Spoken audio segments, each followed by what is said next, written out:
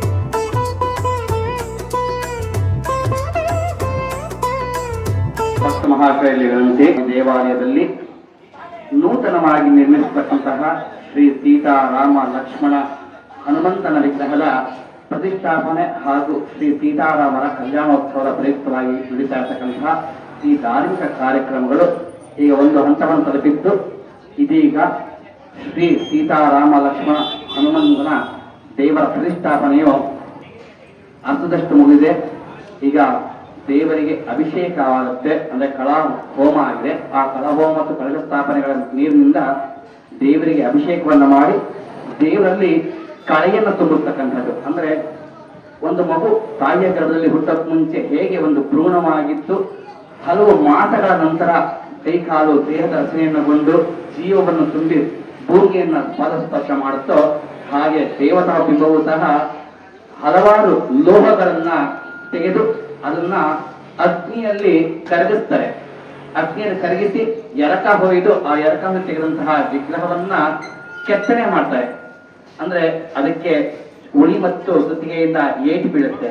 ಹಾಗಾಗಿ ಶಿಲ್ಪಿ ಮಾಡ್ತಕ್ಕಂತಹ ಕೃತಿಯಿಂದ ಬೀಳ್ತಕ್ಕಂತಹ ಏಟುಗಳಾಗಿರಬಹುದು, ಅಥವಾ ಅದನ್ನ ಕೆತ್ತಬೇಕಾದ ಮೇಲೆ ಕಾಲು ಸಾಕಿರುತ್ತೆ, ಮತ್ತೆ ಯಾವ್ಯಾವ ಕೈಯಿಂದ ಮುಟ್ಟಿರ್ತಾರೆ. ಹಾಗಾಗಿ ಆ ಎಲ್ಲ ದೋಷಗಳು ಹೋಗಿ ಆ ಒಂದು ಬಿಂಬ ಶುದ್ಧಿ ಆಗ್ಬೇಕು. ಆ ಬಿಂಬ ಶುದ್ಧಿಗೋಸ್ಕರ ಇದನ್ನ ನಾವು ಪಂಚಗವ್ಯದಿಂದ ಅಂದ್ರೆ ಹಸುವಿನಿಂದ ಉತ್ಪಾದನೆ ಆಗತಕ್ಕಂತಹ ಹಾಲು, ಮೊಸರು, ತುಪ್ಪ, ಸಗಣಿ ಮತ್ತು ಗೋಮೂತ್ರ ಹಾಗೂ ಕುಶೋದಕ ಅಂದ್ರೆ ದರ್ಭೆಯ ನೀರು ಇವುಗಳನ್ನ ಮಂತ್ರೋಕ್ತವಾಗಿ ಸೇರಿಸಿ ಮಂಥನ ಮಾಡಿ, ಅಂದ್ರೆ ಅದನ್ನ ಕಡಗೋಲಿಂದ ಕಳೆದ ಹಾಗೆ ಮಾಡಿ, ಅಂದ್ರೆ ಹಿಂದೆ ನಾವು ಕಥೆಯನ್ನ ಕೇಳಿದೀವಿ, ಸಮುದ್ರ ಮಂಥನವನ್ನ ಮಾಡಿದ್ದು.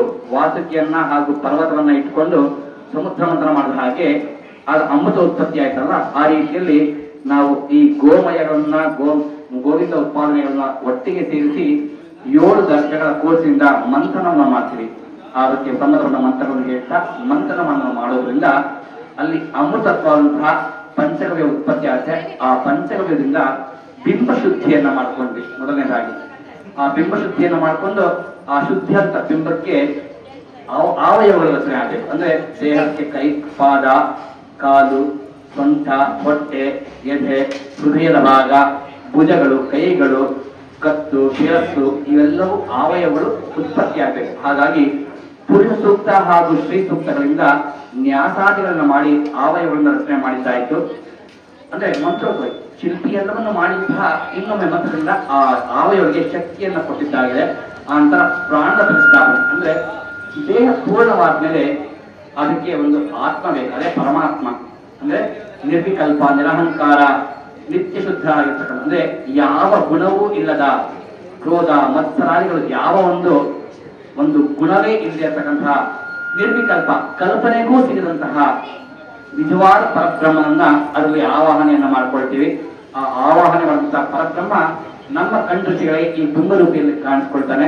ಅಂತಹ ಒಂದು ಕಾರ್ಯಕ್ಕೆ ಪ್ರತಿಷ್ಠಾಪನೆ ಅಂತ ಹೇಳ್ತೀವಿ.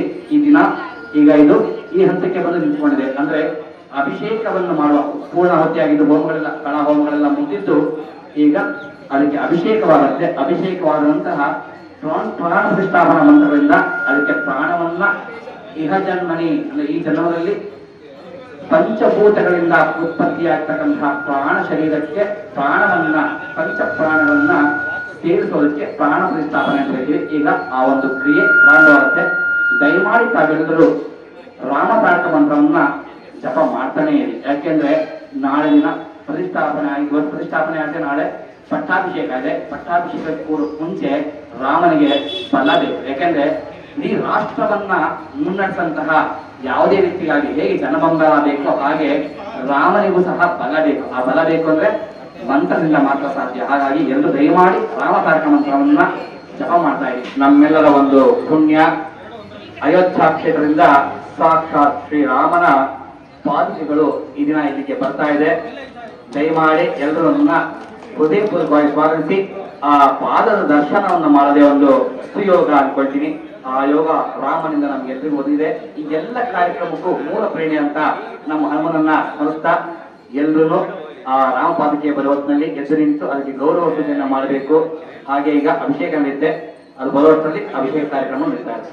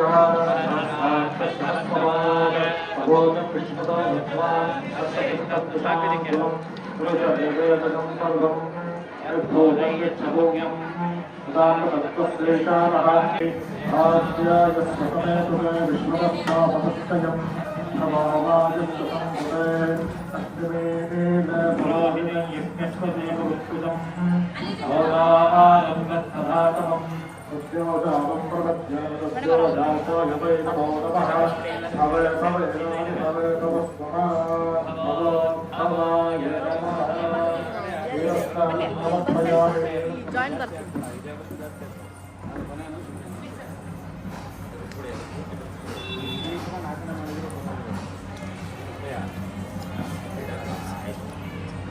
क्षीरस्नानं समर्पयामि क्षीरस्नानान्तरं शुद्धोदकस्नानं समर्पयामि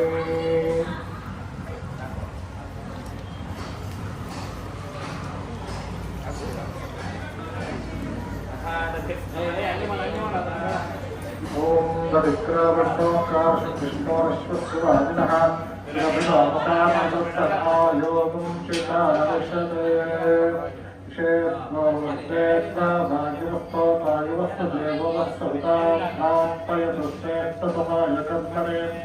आप्यायस्वभक्त्या देवभागवोऽस्यस्वते पयस्वते प्रजापतिरनमेवायक्ष्मावस्तेन ईशतुमागं स्वरुत्कसेजतृणोरस्तु ध्रुवा अस्मिन् गोपदोऽस्य भक्ते यजमानसर्गोन्ताहे वामदेवाय नमः ज्येष्ठाय नमः श्रेष्ठाय नमो रुद्राय नमः कालाय नमः कलविकरणाय नमो बलविकरणाय नमो बलाय नमो बलप्रमदनाय नमो मनोन्मनाय नमः तदस्नानं समर्पयामि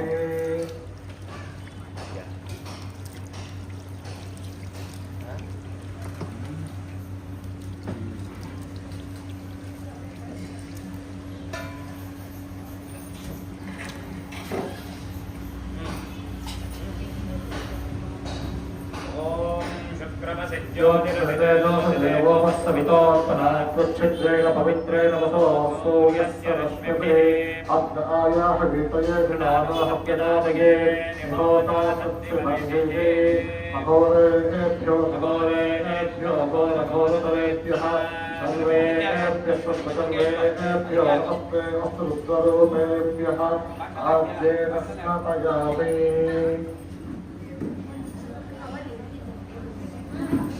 मधुवातारुतायते मदक्षरञ्जसिन्नवः मात्रेण सत्कोशदेः मधुरक्तमदोषुतपत्पाभ्युन्दजः पतये शय्योरविश्ववन्दनः तत्पुरुषादित्महे महादेवाय धीमहि तन्नो रुद्रप्रचोदयात् मधुस्नानं समर्पयामि मधुस्नानान्तरं समर्पयामि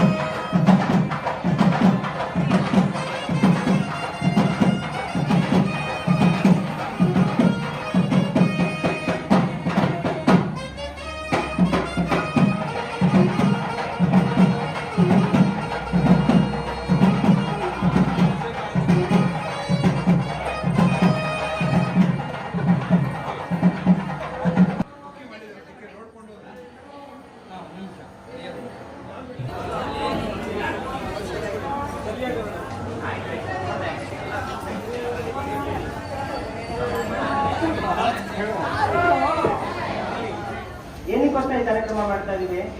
ದಿನಾಂಕದ ಪ್ರಕಾರ ಅಯೋಧ್ಯೆಯಲ್ಲಿ ರಾಮ ಮಂದಿರ ಸ್ಥಾಪನೆಯಾಗಿ ಇದು 2ನೇ ವರ್ಷ ವಾರ್ಷಿಕೋತ್ಸವ ನಡೀತಾ ಇದೆ. ಈ ಶುಭ ಸಂದರ್ಭದಲ್ಲಿ ಅಯೋಧ್ಯೆಯಿಂದ ರಾಮನ ಪಾದುಕೆಗಳು ಆಗಮಿಸಿದೆ. ಅದಕ್ಕೆ ಸಂಬಂಧಿಸಿದಂತೆ ನಮ್ಮಲ್ಲಿ ಇರುವಂತಹ ಹಿರಿಯರು ಅದ್ರ ಬಗ್ಗೆ ನಿಮಗೆ ತಿಳಿಸ್ಕೊಡ್ತಾರೆ. ಶ್ರೀಯುತ ಪಣೀಂದ್ರ ಪ್ರಸಾದ್ ಅವರು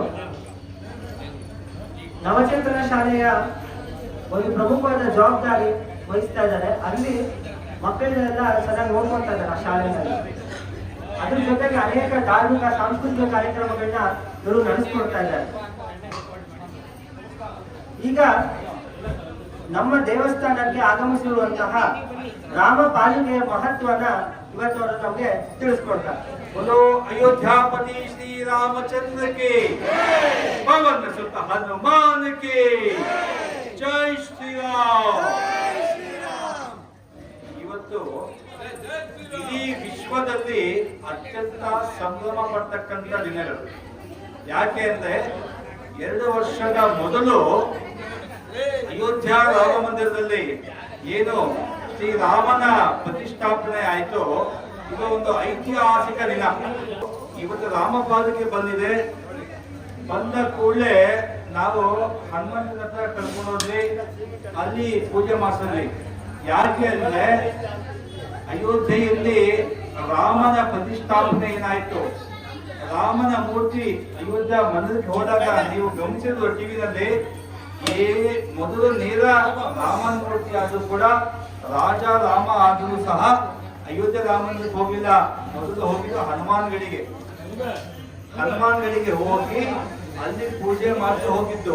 ಯಾಕೆ ಗೊತ್ತಾ, ನಮ್ಮ ಸನಾತನ ಹಿಂದೂ ಧರ್ಮದ ಪ್ರಕಾರ ಸಾಕ್ಷಾತ್ ಪರಮೇಶ್ವರನ ಒಂದು ಆದೇಶ ಇದೆ. ಯಾವುದೇ ಒಂದು ಊರಲ್ಲಿ, ಯಾವುದೇ ಒಂದು ಹಳ್ಳಿಯಲ್ಲಿ, ಗ್ರಾಮದಲ್ಲಿ ನಮ್ಗೆಲ್ಲರಿಗೂ ಕಾಯೋನು ಕಾಲಭೈರವ. ಕಾಲಭೈರವ ಆ ಕ್ಷೇತ್ರದ ಪರಿಪಾಲಕನಾಗಿ ಅವನು ಕೆಲಸ ಮಾಡ್ತಿರ್ತಾನೆ. ಆದ್ರೆ ಅಯೋಧ್ಯೆಯಲ್ಲಿ ಕಾಲಭೈರವ ಯಾರು ಗೊತ್ತಾ? ಹನುಮಂತನೇ. ಅಯೋಧ್ಯೆಯಲ್ಲಿ ಕ್ಷೇತ್ರ ಪರಿಪಾಲಕ ಕಾಲಭೈರವ. ಈಗ ನಾನು ಬಂದ ಕೂಡಲೇ ಇದು ಒಂದು ಶ್ವಾನ ನಾಯಿ ಕಾಲಭೈರವ ಹೋಯ್ತು, ನನಗೆ ಬಹಳ ಸಂತೋಷ ಆಯ್ತು. ಯಾಕೆಂದ್ರೆ ಅವನ ಆಶೀರ್ವಾದನೂ ಬೇಕು, ಕಾಲಭೈರವ ಬೇಕು ನಮ್ಗೆ. ಈಗ ಇನ್ನು ಎಲ್ಲಾ ಕಡೆ ಪಾಪ ನಾಯಿಗಳಿಗೆ ತೊಂದರೆ ಆಗ್ತಿದೆ, ಅದು ಒಳ್ಳೇದಲ್ಲ, ಅದರ ರಕ್ಷಣೆ ಆಗ್ಬೇಕು. ಯಾಕೆ ಅಂದ್ರೆ ಪ್ರಭು ಶ್ರೀರಾಮಚಂದ್ರ ಕೇವಲ ಮನುಷ್ಯರಿಗೆ ದೇವರಲ್ಲ, ಎಲ್ಲ ಸಕಲ ಪ್ರಾಣಿ ಪಕ್ಷಿಗಳಿಗೂ ಸಹ, ಪ್ರಕೃತಿಗೂ ಸಹ ಅವನು ದೇವರು ಮತ್ತೆ ರಕ್ಷಕ. ಇವತ್ತು ಅಯೋಧ್ಯೆಯಿಂದ ರಾಮಪಾದಕ್ಕೆ ಬಂದಿದೆ. ಸಾಕ್ಷಾತ್ ಅಯೋಧ್ಯೆಯಲ್ಲಿ ಏನು ಪ್ರತಿಷ್ಠಾಪನೆ ಆಯಿತು, ಆ ಒಂದು ಸಮಯ, ಆ ಒಂದು ವರ್ಷದಲ್ಲಿ ರಾಮನ ಪಾದಕ್ಕೆ ಅಲ್ಲಿ ಇಟ್ಟು ಪೂಜೆ ಮಾಡಿ ಕೆಲವರಿಗೆ ಕೊಡ್ತು. ನಮ್ಮ ಪುಣ್ಯ, ನಮ್ಮ ಸೌಭಾಗ್ಯ ನಮಗೊಂದು ಸಿಕ್ತು. ಅದನ್ನ ನಾವು ನಮ್ಮ ಮನೇಲೆ ಇಟ್ಕೊಂಡಿಲ್ಲ. ನಮ್ಮ ಗುರುಗಳು ನಂಜುಂಡ ಸ್ವಾಮಿಗಳು ಅಂತ ಹೇಳಿ ಅವ್ರ ಅವಧೂತರು, ಅವರ ಬಳಿ ನಾವು ಇಕ್ಕಿದ್ವಿ. ಅವರ ಕೇಳ್ಕೊಂಡ್ವಿ, ತ್ಯಾಗರಾಜನಗರದಲ್ಲಿ ಒಂದು ಬಸವನಾಂಜನೇಯ ಸ್ವಾಮಿ ದೇವಸ್ಥಾನದಲ್ಲಿ ಈ ತರ ಸೀತಾರಾಮ ಕಲ್ಯಾಣ ಆಗ್ತದೆ, ಪಟ್ಟಾಭಿಷೇಕ ಆಗ್ತದೆ, ಬೇಕೇ ಬೇಕು ಅಂತ ಹೇಳಿದಾಗ ಅವರು ಕಳ್ಸಿಕೊಟ್ಟಿದ್ದಾರೆ. ಹಾಗಾಗಿ ನಮ್ಗೆಲ್ಲರಿಗೂ ಬಹಳ ಸಂತೋಷ. ಇಲ್ಲಿ ರಾಮನ ಪಾಲಿಕೆ ಇದೆ ಅಂದ್ರೆ ಸಾಕ್ಷಾತ್ ರಾಮನೇ ಇದ್ದಾನೆ ಅಂತ ಅರ್ಥ. ರಾಮನೇ ಇದ್ದಾನೆ. ಮತ್ತೆ ಇನ್ನೊಂದು, ರಾಮನಿಗೆ ರಾಮ ಪಾಲಿಕೆ ಬಗ್ಗೆ ನಮ್ಗೆ ಸಂತೋಷ ಆಯ್ತಲ್ವಾ? ಆಯ್ತಾ ಇಲ್ವಾ? ಆದರೆ ರಾಮನಿಗೂ ಸಂತೋಷ ಆಗ್ಬೇಕಲ್ವಾ? ರಾಮನಿಗೆ ಸಂತೋಷ ಆಗ್ಬೇಕಾದ್ರೆ ನಾವೇನ್ ಮಾಡ್ಬೇಕು? ನಾವು ಬಹಳ ಮನುಷ್ಯರು, ಬಹಳ ಸ್ವಾರ್ಥಿಗಳು. ನಾವು ನಮ್ಗೆ ಏನೇನ್ ಸಂತೋಷ ಆಗ್ಬೇಕೋ ನಾವ್ ಮಾಡ್ಕೊಂಡ್ಬಿಡ್ತೀವಿ, ಎಲ್ಲಾ ಪೂಜೆ ಮಾಡ್ಕೊತೀವಿ, ಎಲ್ಲಾ ನೈವೇದ್ಯ ಎಲ್ಲ ನಾವ್ ಮಾಡ್ಕೊತೀವಿ. ರಾಮನಿಗೆ ಸಂತೋಷ ಆಗ್ಬೇಕು, ಏನ್ ಮಾಡ್ಬೇಕು? ನಾವು ಪಟ್ಟಾಭಿಷೇಕ ಆಗ್ಬೇಕು, ಪೂಜೆ ಹೋಮ. ನಾವು ತಿಳ್ಕೊಂಡಿದೀವಿ ರಾಮನಿಗೆ, ಭಗವಂತನಿಗೆ ಚೆನ್ನಾಗಿ ಅಭಿಷೇಕ ಪೂಜೆ ಆದ್ರೆ ಸಂತೋಷ ಆಗ್ಬೇಕು ಅಂತ ನಾವು ಅಂದ್ಕೊಂಡಿದ್ವಿ. ಅಷ್ಟೇ ಅಲ್ಲ, ಅದು 1% ಅಷ್ಟೇ. 99 ಭಾಗ ಭಗವಂತನಿಗೆ ಸಂತೋಷ ಆಗ್ಬೇಕಾ, ನಾವು ಧರ್ಮವಾಗಿ ನಡ್ಕೋಬೇಕು, ಧರ್ಮ ಪರಿಪಾಲನೆ ಆಗ್ಬೇಕು. ರಾಮ ಮಂದಿರ ಆದ್ರೆ ಅಷ್ಟೇ ಅಲ್ಲ, ರಾಮ ರಾಜ್ಯ ಆಗ್ಬೇಕು. ಏನ್ ಮಾಡ್ಬೇಕಾಗಿದ್ರೆ ಭಗವಂತ ಒಂದು ಮಾತು ಹೇಳ್ತಾನೆ, ಇದು ವೇದ ಉಪನಿಷತ್ತು ಇದೆ, ಆರ್ತ ರಕ್ಷಕ, ಆರ್ತ ರಕ್ಷಣೆ ಮಾಡ್ಬೇಕು. ಅಂದ್ರೆ ಯಾರು ಕಷ್ಟದಲ್ಲಿದ್ದಾರೆ ಅವ್ರಿಗೆ ನಾವು ಸಹಾಯ ಮಾಡ್ಬೇಕು. ಅವಾಗ ಭಗವಂತನಿಗೆ ನಾವು ಇಷ್ಟ ಆಗ್ತದೆ. ಧರ್ಮ ಪರಿಪಾಲನೆ ಆದಾಗ ಭಗವಂತನಿಗೆ ಇಷ್ಟ ಆಗುತ್ತೆ. ಮತ್ತೆ ಯಾರ ಒಂದು ತೇಜೋವಧೆ ಕೂಡ ನಾವು ಮಾಡ್ಕೊಳ್ದು, ಯಾರ ಮನಸ್ಸನ್ನು ಕೂಡ ನಾವು ನೋಯಿಸಬಾರ್ದು. ನಾವು ದೊಡ್ಡ ದೊಡ್ಡ ಕತ್ತಿ ಇಟ್ಕೊಂಡು ಕೊಲೆ ಮಾಡೋದು ಅಷ್ಟೇ ಅಲ್ಲ, ಅವನ ಮನಸ್ಸಿಗೆ ಆಘಾತ ಮಾಡೋದು ಕೂಡ, ಅದು ಕೂಡ ಒಂದು ಹತ್ಯೆಗೆ ಸಮಾನ ಆಗುತ್ತೆ. ಅದು ಕೂಡ ನಾವು ಮಾಡಬಾರ್ದು. ಯಾರ ಮನಸ್ಸನ್ನು ಕೂಡ ನಾವು ನೋಯಿಸಬಾರದು. ಈ ರೀತಿ ಆದಾಗ ರಾಮನಿಗೆ ನಾವು ಇಷ್ಟ ಆಗುತ್ತೆ. ಒಬ್ಬರಿಗೆ ಸಹಾಯ ಮಾಡಬೇಕು, ಯಾರ ಮನಸ್ಸನ್ನು ನೋಯಿಸಬಾರ್ದು. ಮತ್ತೆ ಮುಂದುವರಿದ ಭಾಗ, ನಾವು ಈ ರೀತಿಯಾದಂತಹ ಧಾರ್ಮಿಕ ಕಾರ್ಯಕ್ರಮಗಳನ್ನ ನಾವು ನಡೆಸಬೇಕು. ಅನ್ನ ಸಂತರ್ಪಣೆ ಆಗಬೇಕು. ಈ ರೀತಿ ಆದಾಗ ಭಗವಂತನಿಗೆ ಇಷ್ಟ ಆಗುತ್ತೆ. ಮತ್ತೆ ಎಲ್ಲ ಸ್ತ್ರೀಯರಿಗೂ ಮಾತೆಯರಿಗೂ ಗೌರವ ಕೊಡ್ತಕ್ಕಂಥ ಕೆಲಸ ಆಗಬೇಕು. ಇದೇ ಜಾಗದಲ್ಲಿ 3 ವರ್ಷದ ಕೆಳಗಡೆ ನವರಾತ್ರಿ ಸಮಯದಲ್ಲಿ ದುರ್ಗಾ ಮಕ್ಕಳ ಒಂದು ಕನ್ಯಾಮೂರ್ತಿಯ ಪೂಜೆ ಮಾಡಿದ್ವಿ. ಅಂದ್ರೆ ಅರ್ಥ ಏನಂದ್ರೆ, ಈ ದೇಶದಲ್ಲಿ ನೀವು ಗಮನಿಸಿರ್ಬೋದು, ಹೆಣ್ಣು ಮಕ್ಕಳಿಗೆ ಇಷ್ಟ ಅವಮಾನ ಆಗುತ್ತೆ, ಏನೆಲ್ಲ ಆಗುತ್ತೆ. ಅದು ನಿಲ್ಲಬೇಕಂದ್ರೆ ಹೆಣ್ಣು ಮಕ್ಕಳನ್ನ ತಾಯಿ ಸಮಾನದಲ್ಲಿ ನಾವು ನೋಡ್ಬೇಕು. ಅವಾಗ ತಾನೆ ಇನ್ನೊಂದು ಸಂಸ್ಕೃತಿ ತಾನೆ, ಅದಕ್ಕೆ ಗೌರವ ಕೊಡ್ತಕ್ಕಂಥ ಕೆಲಸ ಆದಾಗ ಅವ್ರನ್ನ ಬೇರೆ ದೃಷ್ಟಿಯಿಂದ ನೋಡ್ತಕ್ಕಂಥ ಕೆಲಸ ಆಗಲ್ಲ. ಇದು ಶಾಲೆಯಲ್ಲಿ ಹೇಳ್ಕೊಡ್ಬೇಕಾಗಿತ್ತು. ಶಾಲೆಯಲ್ಲೂ ಸಹ ಇದನ್ನ ಅವ್ರಿಗೆ ಅವ್ರ ಸಿಲೆಬಸ್ ಮಾಡೋದು ದೊಡ್ಡ ವಿಷಯ ಆಗುತ್ತೆ. ಧರ್ಮ ಹೇಳ್ಕೊಳಕ್ಕೆ ಅವ್ರಿಗೆ ಟೈಮ್ ಇಲ್ಲ. ಯಾಕೆ ಧರ್ಮ ಅಂತ ಬಂದ್ರೆ ಕೋಮುವಾದ ಅಂದ್ಬಿಡ್ತಾರೆ. ಯಾಕೆ ನಷ್ಟ? ಯಾರಿಗೆ? ನಮಗೆ ನಷ್ಟ. ಧರ್ಮದ ಪ್ರಕಾರ ಎಲ್ಲ ಹೆಣ್ಣು ಮಕ್ಕಳನ್ನು ತಾಯಿ ಸಮಾನ ನೋಡ್ಬೇಕು. ಇದು ಧರ್ಮ. ರಾಮನಿಂದ ನಾವು ನೋಡಿ ಕಲ್ತ್ಕೋಬೇಕು. ಒಮ್ಮೆ ರಾವಣಾಸನ ಹೆಂಡತಿ ಯಾರು ಮಂಡೋದರಿಗೆ ಬಹಳ ಕೋಪನು ಬರುತ್ತೆ, ಮತ್ತೆ ಆಶ್ಚರ್ಯನೂ ಆಗುತ್ತೆ. ನನ್ನ ಪತಿ ರಾವಣ ಬಹಳ ದೊಡ್ಡ ಅರಸ, ಮಹಾರಾಜ, ಮಾಯಾವಿ, ಎಷ್ಟೋ ರಾಜರನ್ನ ಅವನು ಗೆದ್ದಿದ್ದಾನೆ. ಆದ್ರೆ ರಾಮನೇ ಯಾಕೆ ಗೆದ್ದಕ್ಕಾಗ್ತಾ ಇಲ್ಲ? ಯಾಕಿಷ್ಟು ಭಯಭೀತನಾಗಿದ್ದಾನೆ? ರಾವಣ ಬಹಳ ದೊಡ್ಡ ಅವನು ಪರಾಕ್ರಮಿ. ಅವನು ರಾಮನ ಮಾತು ಯಾಕೆ ಗೆದ್ದಕ್ಕಾಗ್ತಾ ಇಲ್ಲ? ಆಗ ಒಂದು ಪ್ರಶ್ನೆ ಬರ್ತಾನೆ ಮಂಡೋದರಿಗೆ. ಒಮ್ಮೆ ರಾಮನ ನೋಡ್ಬೇಕು ಅಂತ ಹೇಳಿ ಮಂಡೋದರಿ ಹೋಗ್ತಾಳೆ. ಅದೇ ನೋಡ್ಲೇಬೇಕಾದ್ರೆ ಯಾರು ರಾಮ ನೋಡ್ಲೇಬೇಕು ಅಂತ. ರಾಮ ಅವನ ಬಿಡಾರದಲ್ಲಿ ಇರ್ತಾನೆ. ಮಂಡೋದರಿ ರಾಮನ ನೋಡಕ್ಕೆ ಹೋಗ್ತಾಳೆ. ಹೋಗಿದ್ದಾಗೇನೆ ಮಂಡೋದರಿ ರಾಮನ ಹತ್ರ ಬರ್ತಿದ್ದ ಹಾಗೇನೆ ರಾಮ ಎಣಿಕೆ ಹಿಂದಕ್ಕೆ ಹೋಗ್ತಾನೆ. ಯಾಕೆ ಗೊತ್ತಾ? ಪರಸ್ತ್ರೀಯರ ನೆರಳು ಕೂಡ ನಮಗೆ ಬೀಳಬಾರ್ದು ಅಂತ ಅಷ್ಟೇ ಅರ್ಥ ಆಗೋಗುತ್ತೆ. ಮಂಡೋದರಿಗೆ ಅರ್ಥ ಆಗುತ್ತೆ. ಇನ್ನಿಲ್ಲ ತಮ್ಮ ದರ್ಶನ ಆಗ್ಬೇಕಾಗಿತ್ತು, ದರ್ಶನ ಆಯ್ತು ಅಂತ ಹೇಳಿ ನಮಸ್ಕಾರ ಅಂದ್ರೆ ಹೋಗ್ತಾಳೆ. ಅವಾಗ ಗೊತ್ತಾಗುತ್ತೆ, ಯಾವುದೇ ಒಬ್ಬ ವ್ಯಕ್ತಿಗೆ ಯಶಸ್ಸು ಸಿಗಬೇಕಾದ್ರೆ, ಅವನು ವಿಜಯ ಆಗ್ಬೇಕಾದ್ರೆ ಹಣ ಇದ್ರೆ ಸಾಲದು, ಅಧಿಕಾರ ಇದ್ರೆ ಸಾಲದು, MLA MP ಆದ್ರೆ ಸಾಲದು, ದೊಡ್ಡ ದೊಡ್ಡ ಗಣಿ ದಣಿಗಳಾದ್ರೆ ಸಾಲದು. ಅವನ ಚಾರಿತ್ರ್ಯ ಸರಿ ಇರ್ಬೇಕು, ಅವನ ಕ್ಯಾರೆಕ್ಟರ್ ಪರಿಶುದ್ಧವಾಗಿರ್ಬೇಕು. ಇದನ್ನ ರಾಮನಿಂದ ನಾವು ನೋಡಿ ಕಲ್ಕೋಬೇಕು. ಪ್ರತಿಯೊಬ್ಬ ಸಾಧಕನಿಗೂ ಕೂಡ ಅವನ ಚಾರಿತ್ರ್ಯ ಸರಿ ಇದ್ದರೆ ಮಾತ್ರ ಅವನು ಯಶಸ್ಸು ಗಳಿಸ್ತಾನೆ. ಇದು ರಾಮಾಯಣದಲ್ಲಿ ನಾವು ನೋಡಿ ಕಲ್ತ್ಕೊಳ್ಳೋಣ. ಇದನ್ನ ನಾವು ಸಮಾಜಕ್ಕೆ ತಿಳಿಸ್ಕೊಳ್ಬೇಕಲ್ವಾ? ಎಲ್ಲ ಇದೆ, ಎಲ್ಲ ಇಲ್ಲಿ ಮಂಜುನಾಥ ರೋಡ್ ಅಂತಿದೆ, ಅಲ್ಲಿ ಭಾರತ ದರ್ಶನ ಅಂತಿದೆ, ಎಲ್ಲ ಬುಕ್ಸ್ ಇದೆ, ಬುಕ್ ಒಳಗಡೆ ಇದೆ. ನಾವು ಹೋಗಲ್ಲ, ಬುಕ್ ತಗೊಂಡು ನಾನು ಓದೋದು ಇಲ್ಲ. ನಾವು ತುಂಬಾ ಬಿಸಿ ಇದೀವಿ. ನಾವು ಎಷ್ಟು ಬಿಸಿ ಅಂದ್ರೆ TV ಸೀರಿಯಲ್ ನೋಡ್ಬೇಕು, ಎಲ್ಲಾ ಸೀರಿಯಲ್ ನೋಡ್ಬೇಕು, ಒಂದೊಂದು ಸೀರಿಯಲ್ 2 ಸತಿ ಬರುತ್ತೆ. ತುಂಬಾ ಬಿಸಿ ಇದೀವಿ ನಾವು, ಒಬ್ಬೊಬ್ರು ಒಂದ್ಸಲ. ಹಾಗಾಗಿ ಧರ್ಮದ ಬಗ್ಗೆ ಕೆಲಸ ಮಾಡೋಕೆ ಸಮಯ ಇಲ್ಲ. ಹಾಗಾಗಿ ಶಾಲೆಗೆ ನೋಡ್ಬೇಕಾಯ್ತು, ಶಾಲೆ ಮಾಡ್ತಿಲ್ಲ. ನಾನು ದೇವಸ್ಥಾನ ಮುಂದೆ ನಿಂತ್ಕೊಂಡು ಹೇಳ್ತೀನಿ, ಎಲ್ಲಾ ದೇವಸ್ಥಾನಗಳು ಧರ್ಮದ ಕೆಲಸ ಮಾಡ್ತಿದ್ಯಾ? ಪ್ರಸನ್ನ ಆಂಜನೇಯ ಸ್ವಾಮಿ ದೇವಸ್ಥಾನ ನನಗೆ ತುಂಬಾ ಸಂತೋಷ ಆಗುತ್ತೆ. ಕಳೆದ ಸಾಕಷ್ಟು ವರ್ಷಗಳಿಂದ ಈ ಒಂದು ಕಾರ್ಯ ಮಾಡ್ಕೊಂಡು ಬರ್ತಾ ಇದೆ. ಈ ಒಂದು ಧರ್ಮದ ಕಾರ್ಯ ಮಾಡಬೇಕು. ಈ ಎಲ್ಲಾ ದೇವಸ್ಥಾನ ಪಾಪ ನಮ್ಮ ಮಕ್ಕಳಿಗೆ ಧರ್ಮದ ಬಗ್ಗೆ ತಿಳ್ಕೊಳ್ಳೋಕೆ ಇರುವಂತದ್ದು ಮೂರೇ ದಾರಿ. ಒಂದು ಶಾಲೆಯಲ್ಲಿ ಗೊತ್ತಲ್ಲ ಅವ್ರದೇ ಅಂತ ಬಿಸಿ ಇರ್ತದೆ, ಅದು ಬಹಳ ಸಮಸ್ಯೆ, ಅದು ಕಮರ್ಷಿಯಲ್ ಆಗಿದೆ. ಎರಡನೇ ದೇವಸ್ಥಾನಗಳು ಕೆಲಸ ಮಾಡಬೇಕು. ಅದು ಎಷ್ಟು ದೇವಸ್ಥಾನಗಳು ಕೆಲಸ ಮಾಡುತ್ತೆ ಅದು ಪ್ರಶ್ನೆ. ಮತ್ತೆ ಮೂರನೇದು ಪಾಪ ಮಕ್ಕಳಿಗೆ ಇರ್ತಕ್ಕಂಥ ಇನ್ನೊಂದು ದಾರಿ ಮನೆ ಹೇಳ್ಕೊಡ್ಬೇಕು. ಮನೆ ತಂದೆ ತಾಯಿಗೆ ಹೇಳ್ಕೊಡ್ಬೇಕು. ತಂದೆ ತಾಯಿಗೆ ಗೊತ್ತಿರಲ್ಲ, ಅವರೇ ಹೇಳ್ಕೊಡ್ತಾರೆ. ಹಾಗಾಗಿ ಕೆಲವೊಂದು ದೇವಸ್ಥಾನಗಳಾದ್ರು ಇಲ್ಲಿ ಕೆಲಸ ಮಾಡ್ತಿರೋದು ಬಹಳ ಸೌಭಾಗ್ಯ. ಈಗ ರಾಮ ಪಾಲಿಕೆ ಬಂದಿದೆ, ಒಂದು 2 ದಿವಸ ಇರುತ್ತೆ. ಅವ್ರು ಹೇಳ್ತಾರೆ ರಾಮನ ಪಾಲಿಕೆ ಇದೆ ಅಂದ್ರೆ ರಾಮ ಇದ್ದಾನೆ ಅಂತಾನೆ ಅರ್ಥ. ಅದೆಲ್ಲರೂ ನೋಡಿ ಮನೆಯವರೆಲ್ಲ ಕರ್ಕೊಂಡ್ಬಂದು ಕಣ್ಕೊಂಡ್ಕೊಳ್ಳಿ, ಅದರ ಆಶೀರ್ವಾದ ತಗೊಳ್ಳಿ. ನಾವು ನಿಶ್ಚಯ ಮಾಡೋಣ, ಧರ್ಮ ಪರಿಪಾಲನೆ ಮಾಡೋಣ. ಆತ ರಕ್ಷಣೆ, ಪ್ರಾಣಿ ಪಕ್ಷಿಗಳಿಗೂ ಕೂಡ ಸಮಸ್ಯೆ ಮಾಡಬಾರ್ದು, ಇನ್ನೊಬ್ಬರ ಮನಸ್ಸನ್ನು ನೋಯಿಸಬಾರ್ದು. ಈ ರೀತಿ ಆದ ಸಾಕು, ಆಗ ದೇವರಿಗೆ ಅದು ಸಂತೋಷ ಆಗುವಂತ. ಶಾರದಾ ಪೀಠದ ಬಗ್ಗೆ ಈಗ ಪಣಿನ ಪ್ರಸಾದ್ ಅವರು ನಿಮಗೆ ಮಾಹಿತಿಯನ್ನು ನೀಡ್ತಾರೆ. ನಮಸ್ತೆ ಶಾರದಾ ದೇವಿ ಕಾಶ್ಮೀರ ಪ್ರವಾಸಿನಿ ತ್ವಾಮಹಂ ಪ್ರಾರ್ಥೆ ನಿತ್ಯಂ ವಿದ್ಯಾಂ ದಾನಂಚರಿ. ಈ ಒಂದು ಶ್ಲೋಕ ಎಲ್ಲರಿಗೂ ಗೊತ್ತಲ್ವಾ? ಒಂದ್ಸತಿ ಹೇಳ್ಬೋದ? ನಮಸ್ತೆ ಎಲ್ಲ ಒಟ್ಟಿಗೆ ಹೇಳಿ. ನಮಸ್ತೆ ಶಾರದಾ ದೇವಿ ಹೇಳಿ. ಕಾಶ್ಮೀರ ಪ್ರವಾಸಿನಿ ತ್ವಾಮಹಂ ಪ್ರಾರ್ಥೆ ನಿತ್ಯಂ ವಿದ್ಯಾದಾನಂಚ ದೇಹಿಮೆ. ಈಗ ಕಾಶ್ಮೀರ ಪ್ರವಾಸಿಯನ್ನು ನಾವು ಹೇಳ್ತೀವಿ. ಇದನ್ನ ಒಂದು 1000 ವರ್ಷಗಳಿಂದ ನಾವು ಹೇಳ್ಕೊಂಡು ಬರ್ತಾ ಇದ್ವಿ.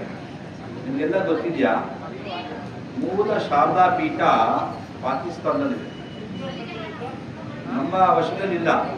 ಮೂಲ ಶಾರದಾ ಪೀಠ ಪಾಕಿಸ್ತಾನದ ವಶದಲ್ಲಿ ಆ ಕಡೆ ಸೇರ್ಕೊಂಡಿದೆ. ಅದನ್ನ ನಾವು ವಾಪಸ್ ತಗೋಬೇಕಲ್ವಾ? ತಗೋಬೇಕು ತಾನೆ? ಅದಕ್ಕೆ ಏನ್ ಮಾಡ್ಬೇಕು? ನಾವು ಕಳೆದ 2011-14 ವರ್ಷಗಳಿಂದ ಅದಕ್ಕೆ ನಾವು ಕೆಲಸ ಮಾಡ್ತಾ ಇದೀವಿ.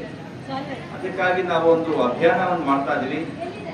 ಜೊತೆಗೆ ಅದಕ್ಕೆ ಯಾವ ರೀತಿಯ ಒಂದು ಸಂಶೋಧನೆ ಆಗಬೇಕು ಅದು ಸಹ ಆಗ್ತಾ ಇದೆ.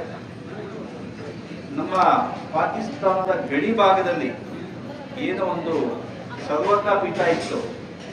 ಆ ಸರ್ವಜ್ಞ ಪೀಠ ಮಹತ್ವ ಏನಂದ್ರೆ ಅದಕ್ಕೆ 4 ಬಾಗಿಲು, ಉತ್ತರ, ದಕ್ಷಿಣ, ಪೂರ್ವ, ಪಶ್ಚಿಮ. ಆ ಮಧ್ಯದಲ್ಲಿ ಒಂದು ಶಾರದಾ ಮಧ್ಯೆ ಒಂದು ಪೀಠ ಸರ್ವಜ್ಞ ಪೀಠ ನಿಲ್ಲಿಸಿತ್ತು.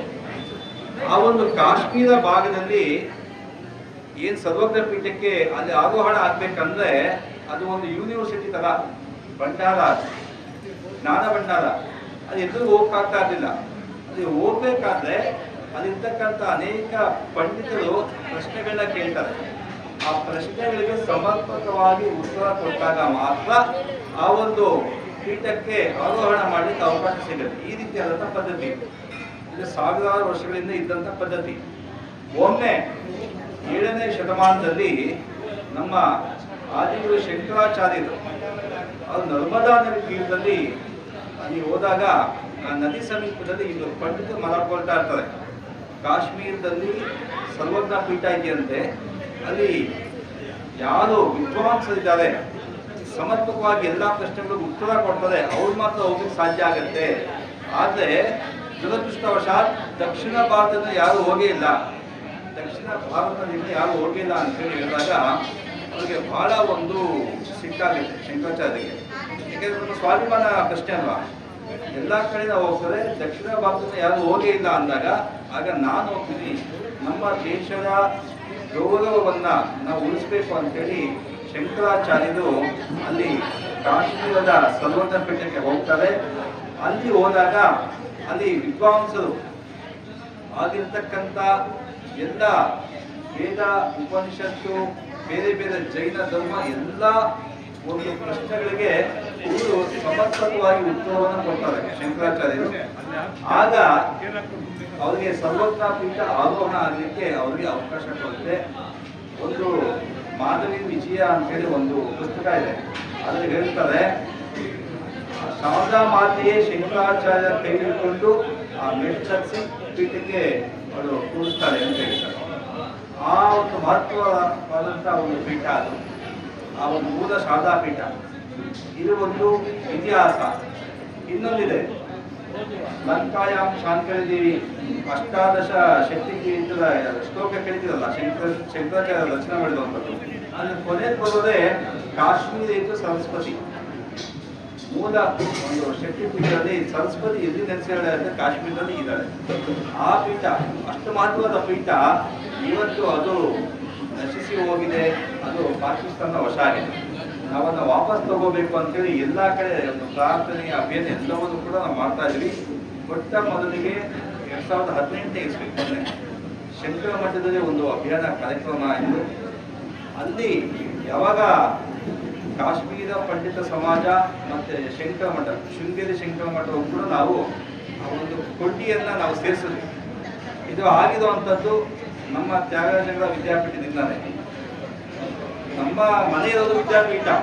ನಮ್ಮ ಇವರು ನಮ್ಮ ಸ್ನೇಹಿತರು ಕ್ಯಾರಮ ಇದ್ದಾರೆ, ನಮ್ಮ ನೆರೆಹೊರೆಯವರು, ಹೌದು ಗೊತ್ತಿಲ್ಲ. ನಮ್ಮ ಮನೆಯೇ ಅದಕ್ಕೆ ಒಂದು ಸಣ್ಣದ ಕಚೇರಿ ಮಾಡ್ಕೊಂಡು ಮಾಡ್ತಾ ಇದ್ವಿ. ಅದಕ್ಕೆ ಹೇಳಿದ್ವಿ ವಿದ್ಯಾಪೀಠಕ್ಕೂ ಶಾರದಾ ಪೀಠ ಕೆಲಸ ಆಗ್ತಿದೆ ಅಂತ. ಯಾಕಂದ್ರೆ ಈ ಕ್ಷೇತ್ರ ಬಹಳ ಸಾಮಾನ್ಯ ಆಗಿರಲ್ಲ. ಅಯೋಧ್ಯೆ ರಾಮಪಾಲಿಕೆ ಬಂದಿದೆ, ಪಾಕಿಸ್ತಾನದಲ್ಲಿ ಇರ್ತಕ್ಕಂಥ ಶಾರದಾ ಪೀಠ ಕೆಲಸ ಇಲ್ಲದೆ ಕೆಲಸ ಆಗ್ತಾ ಇದೆ. ಈ ಒಂದು ಫಲಶ್ರುತಿಯಾಗಿ ನಾವು ಕಾಶ್ಮೀರದ ಒಂದು ಸಮಾಜ ಮತ್ತು ಶೃಂಗೇರಿಕ್ಕೂ ಎರಡಕ್ಕೂ ನಾವು ಸೇರಿಸಿದ್ವಿ. ಇದರ ಒಂದು ಫಲವಾಗಿ 2023ರಲ್ಲಿ ಗಡಿ ಭಾಗ ಇದೆ, ಕುಪ್ವಾರ ಡಿಸ್ಟಿಕ್ ಅಂತ ಹೇಳ್ತಾರೆ ಕಾಶ್ಮೀರದಲ್ಲಿ. ಅದು ತೀರ್ವಾದ ಅಂತಕ್ಕಂಥ ಒಂದು ಹಳ್ಳಿ.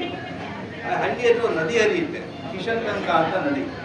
ಆ ನದಿ ಆ ಕಡೆ ಪಾಕಿಸ್ತಾನ, ಈ ಕಡೆ ನಾವು.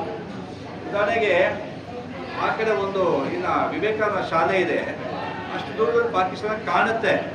ಇಲ್ಲಿ ನಾವು ಬಂದ ನದಿ, ಆ ಜೋರ ಮಾತಾಡಿದ್ರೆ ಅವ್ರಿಗೆ ಕೇಳಿಸುತ್ತೆ, ಅವ್ರು ಮಾತಾಡಿದ್ರೆ ನಮಗೆ ಕೇಳಿಸುತ್ತೆ. ಆ ಒಂದು ಗಡಿ ಭಾಗದಲ್ಲಿ ನಾವು ಒಂದು ದೇವಸ್ಥಾನ ಕಟ್ಟಿದ್ದೀವಿ, ಶಾರದಾ ಮಾತೆ ದೇವಸ್ಥಾನ ಕಟ್ಟಿ ಆಗಿದೆ. ಶೃಂಗೇರಿ ಸ್ವಾಮಿಗಳು ಕೂಡ ಅಲ್ಲಿ ಬಂದಿದ್ರು. ಅಲ್ಲಿ ಉಪಯೋಗಿಸಿದಂಥ ಎಲ್ಲ ಕಲ್ಲುಗಳು ಮಾಗಡಿಯಿಂದ ಹೋದಂಥ ಕಲ್ಲುಗಳು. ಮತ್ತೆ ಎಲ್ಲ ಬಾಗಿಲುಗಳು, ದ್ವಾರ 4 ಬಾಗಿಲು, ಪೂರ್ವ, ಪಶ್ಚಿಮ, ಉತ್ತರ, ದಕ್ಷಿಣ, ಈ 4 ಬಾಗಿಲು ತಯಾರಾದಂಥದ್ದು ಮೈಸೂರಿಂದ. ಮತ್ತೆ ಇದೇನು ವಿಗ್ರಹ, ಪಂಚಲೋಹ ವಿಗ್ರಹ ಇದೆ, ಅದೇ ರೀತಿ ಶಾರದಾ ಮಾತೆಯ ಪಂಚಲೋಹ ವಿಗ್ರಹ ಅದನ್ನ ತಯಾರು ಮಾಡಿದ್ದು ಯಾರು ಗೊತ್ತಾ? ಯಾರು ಅಯೋಧ್ಯ ರಾಮ ಮಂದಿರದಲ್ಲಿ ರಾಮನ ಶಿಲೆಯನ್ನ ಕೆತ್ತದ್ದು ಅರುಣ್ ಯೋಗಿರಾಜ್, ಅದೇ ಶಿಲ್ಪಿ ಶಾರದಾ ಮಾತೆಯನ್ನು ಕೂಡ ಪಂಚಲೋಹದಲ್ಲಿ ಮಾಡಿಕೊಟ್ಟಿದ್ದಾರೆ. ಕರ್ನಾಟಕದ ಕೊಡುಗೆ ಕಾಶ್ಮೀರಕ್ಕೆ ಬಹಳಷ್ಟು.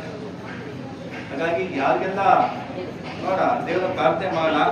ನೀವು ಕಾಶ್ಮೀರಕ್ಕೆ ಹೋಗೋದು ಆಗಲಿ, ಕಾಶ್ಮೀರಕ್ಕೆ ಹೋದಾಗ ಕಿಚ್ವಾಲ್ ಅಂತಕ್ಕಂಥ ಹಳ್ಳಿಯಲ್ಲಿ ಶಾರದಾ ಮಾತೆ ನೆಲೆಸಿದ್ದಾಳೆ.